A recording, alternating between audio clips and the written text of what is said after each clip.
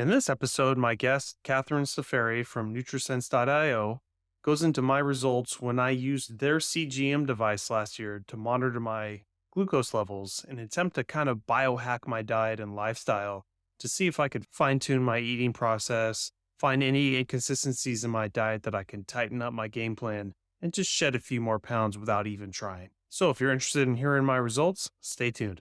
How's it going? This is Brad Williams with Over 40 Fitness Hacks, the podcast where I help you, being over 40, to fight the aging process without giving up your social life. I've been a personal trainer and gym owner for over 14 years, and I specialize in helping the over 40 crowd get to their goals. If you need a little bit of guidance, check out my show notes. I have a link to schedule a free 15-minute Zoom call, and you can ask all the questions you want. But enough of that. Let's get on with the episode. This is part 2 of an interview I did with Catherine Staffieri from Nutrisense.io. If you'd like to catch up, just go back an episode. Well, Catherine, let's talk about my experience back in July when I was doing it.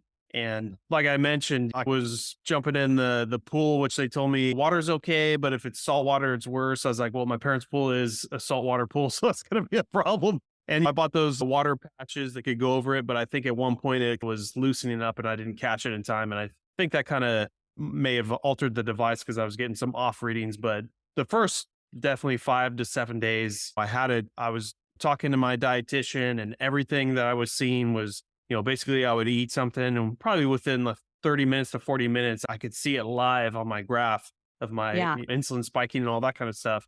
One of the biggest things I caught was, I do a lot of fasting. And when I get to my workout and I start working out, I'm in a fasted state, yet my glucose was spiking, which I was like, oh, that's not good. Does that mean my insulin's going up? And in our world as personal trainers, we know is when your insulin is high, you cannot burn fat whatsoever until that insulin drops, which is fine if you know how to manipulate that with your eating schedule and all that kind of stuff.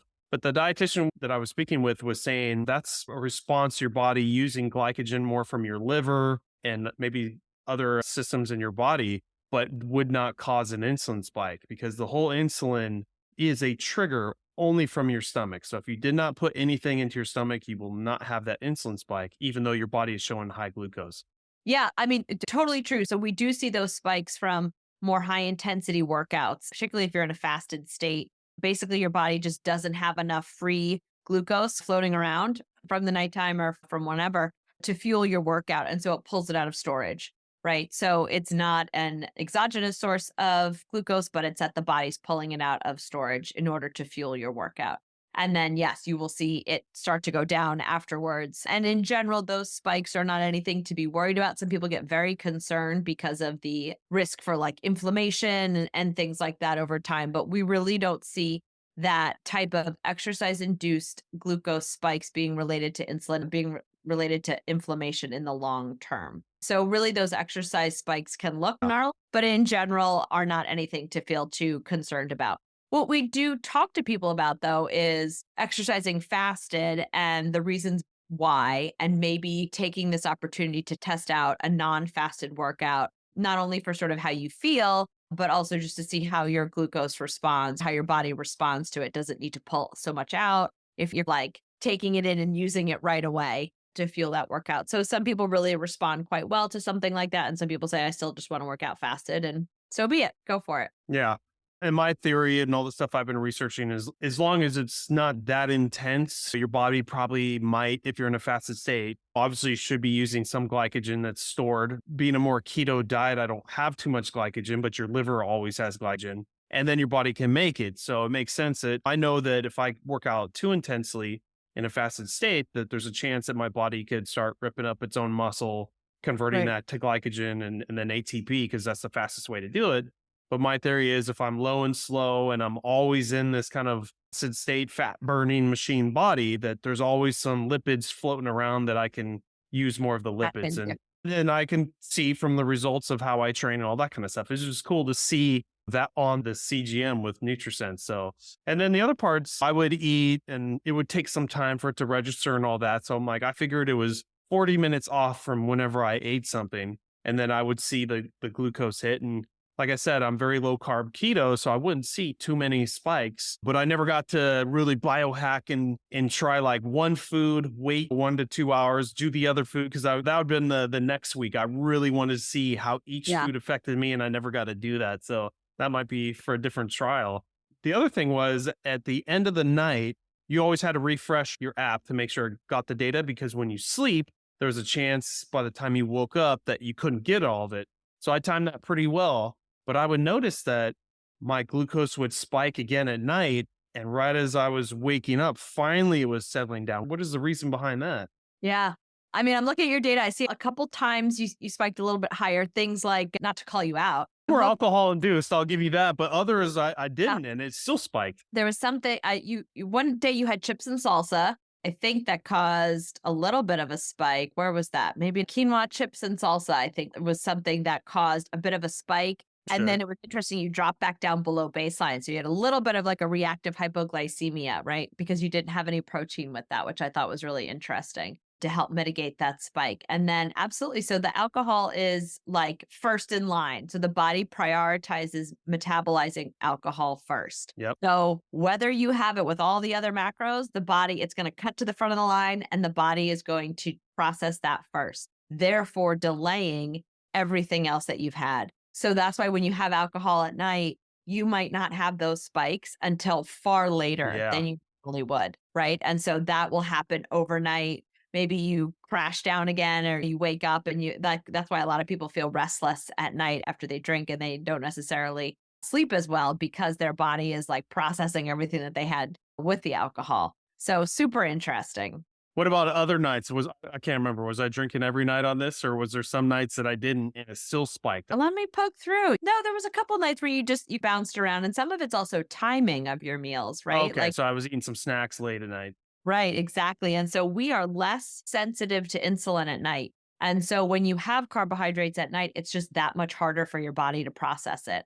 So I always say, like, eat earlier, eat while it's daylight. There's all this really interesting research coming out about chrononutrition and eating during daylight hours because the body is hardwired to be able to handle the majority of your energy intake during daylight hours. Oh, so eating normally and healthy, but eating late, you will have a higher glucose spike because of the time versus had you Correct. finished at 5 and then you watched your glucose spike there, it would not be the same as at a 10 o'clock same meal snack.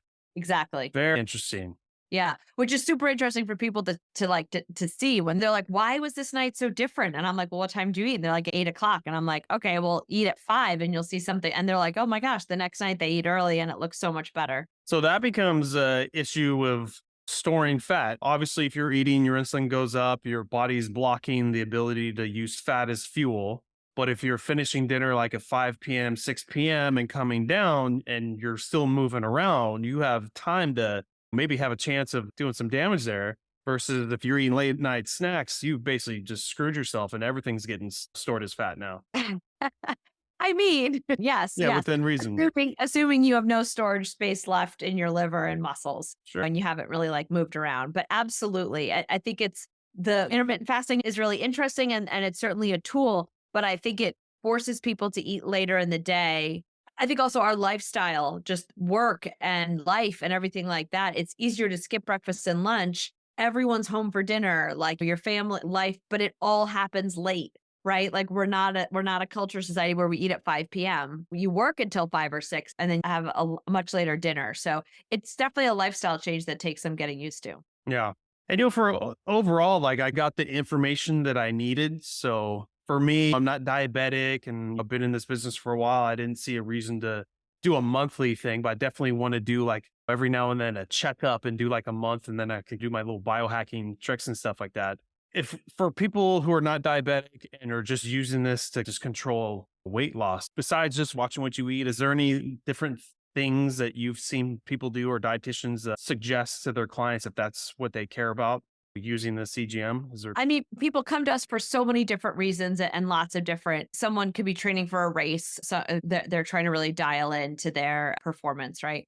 We get a lot of women that are in various stages of their life and fertility and hormonal changes, fluctuations, things like that. So that's also how we can use this to help them out. So it's really interesting, like why, whether you have diabetes or any other kind of diagnosis or are really healthy. I always say it's like a little window into your body. Who doesn't want to know what's going on inside your body? Yeah. I also think stress is huge and no one pays attention to it. And this is a way for you to see, like in real time, like how stressed out are you? And so high stress will cause a blood sugar spike as well? Absolutely. And chronic stress will show you a higher elevated baseline glucose. So, absolutely. You can even see it like someone will go see a scary movie or they'll have a fight with their partner or something like that. And their glucose will go up and they'll be like, I didn't eat anything. And That's it's why. that stress response. But also, it's someone's like, I'm really dialed into my nutrition. I'm working out all the time. Like, why is my fasted glucose high? And a lot of times it's stress related, right? It's like, okay, let's take a look at some of the other levers. How is your sleep? How is your stress? Because everyone knows to focus on exercise and nutrition. But those other things, the sleep and the stress, are much harder to tap into and make changes. Yeah. Overall, have you seen everyone's got their different diets and their different lifestyles, and you should use this to work for you? But have you seen an overall type of diet and eating window that just, as far as data, it just looks the best across the board? Is it like the Mediterranean diet, or is it early morning, don't fast, or is keto bad?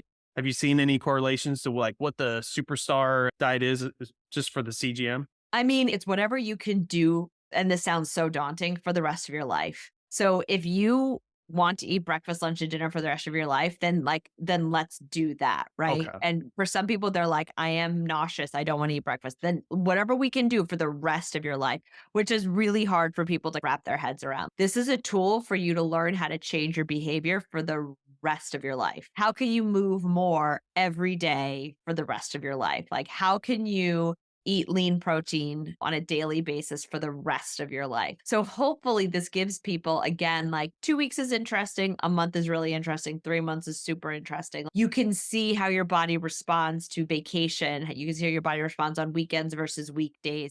And you can optimize your life based on like what's going on inside your body. So I always say I've seen a lot of different things. I haven't seen a lot of people follow a super strict diet for a very long period of time. So I try and emphasize liberalizing the diet in the best way that you can to optimize your glucose. Yeah. And the basic overview of using like a CGM product like this is to watch your glucose. And it's okay for glucose spikes. Obviously, we're eating stuff and it's meant to do that. And then you have the little crash and it comes up the baseline. But then there's the markers. You don't want that glucose going up too high. You don't want it going too low. And you want that drop down to be a little faster than a long drawn out one, which would signify that you were eating a very sugary meal, donuts or something like that. So that's how you can biohack this and get a little bit better is you want to see these things drop faster, not be there as long, have a longer baseline, right? And then just like you said, just pick stuff that works for you, but then you may have to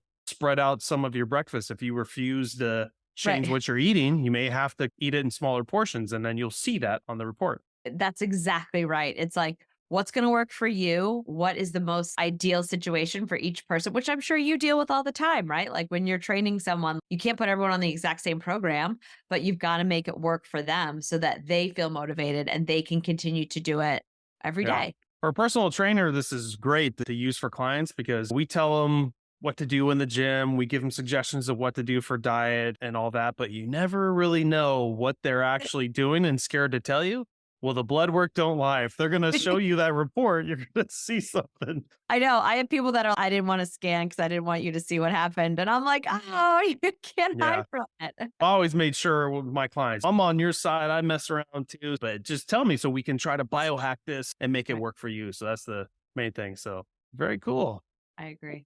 Well, Catherine, people can listen to the last episodes that we did back in July, but just in case you have something new, what's the best way to people to reach you? Is it just the Nutrisense website or social media? Anything new you got going on? Yeah, totally. Just check us out. Again, I always say, like, say it 3 times and your phone will pick it up and start sending you our ads. Yep, we're online, nutrisense.io. We're on all the socials. And for sure, definitely check out some of the podcast episodes. We have a couple of them like published up on our website of some of our other team members talking about all different kinds of health aspects and how continuous glucose monitors can help you guys optimize your lifestyle. So thanks for having me. I appreciate it. Awesome. Absolutely. And I'll probably get another one and start doing what I wanted to do that second week and start really hacking each type of food product I do because I really want to see like what the difference is and anything I could do to fine tune my program. So awesome. Awesome. Thank you so much for listening to this episode, everyone. And I just wanted to say that if anything from this episode resonated with you and it makes you think of somebody, please share and help someone out. I do a lot of variety of topics, and not everything I say works for everyone, but there is going to be that one episode that makes you think of somebody that could help. So I really appreciate it. And just off of looking back the last 3 years of all the episodes I've done, I think three really stand out that I think could help a lot of people. And that's episode 71 with Dr. Amy, where we go into diaphragmatic breathing and how that can really help with your pain levels and did for me. Episode 195, I had Tim Kelly on and we really dove deep into microminerals and how important that is and how horrible the American diet is. And the third being episode 292, a more recent one, where I talk about the 3 tips I would do to help out your lower back. And one of those is just a simple YouTube video that my chiropractor gave me that just took me to the next step of lowering my pain, giving me more range of motion. And I just want to put that out there to check those out if you're having any of these issues. And like I said, thanks for listening. If you'd like a little bit of help checking out your diet and your current routine, I'd be happy to help. I always do a free 15-minute Zoom consultation for anyone, no strings attached, just to see if I can help point you in the right direction. So if you're interested, check out the show notes. The link is at the top.